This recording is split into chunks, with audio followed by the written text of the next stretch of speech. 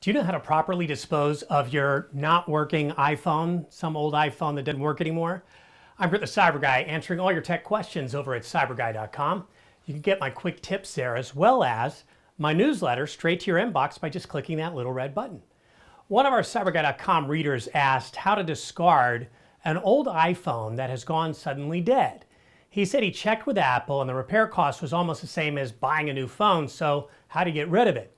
Well, great question, because the unfortunate truth is some repairs for expensive products like Apple iPhones and computers often cost as much as buying a new one. If you have an old iPhone, follow these steps to properly dispose of it for free or even possibly exchange it for money. Now, just in case your iPhone is still functioning, there are a few steps you'll want to take before selling a phone, trading it in or recycling it. Check if your device is eligible for a trade-in. At time of publishing, values range from $40 to $630 if you trade in your old phone for a new one. This is going to vary over time. You can use this credit towards a new Apple product or put it on a gift card to use in the future. If your iPhone is completely non-functioning, do not throw it in the trash. Smartphones contain hazardous materials like lithium batteries. You can recycle your device for free at most electronics retail stores or recycle it using an electronic recycling program online through Google or Apple. You can also try Amazon's trade-in program and see if you can get an Amazon gift card in exchange for your device.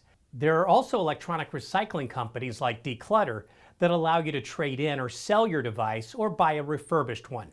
If you're concerned about information on the non-functioning device, you may or may not need to be worried. Does your phone have a SIM card in it? If so, take that puppy out. Remove the SIM card before recycling any old phone. If you are using an eSIM, one that is a virtual card, no physical card involved, contact your phone carrier to have that eSIM disconnected and disassociated from the device before following the next steps.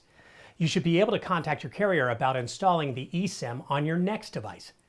You can bring any iPhone into the Apple Store and have it recycled for free.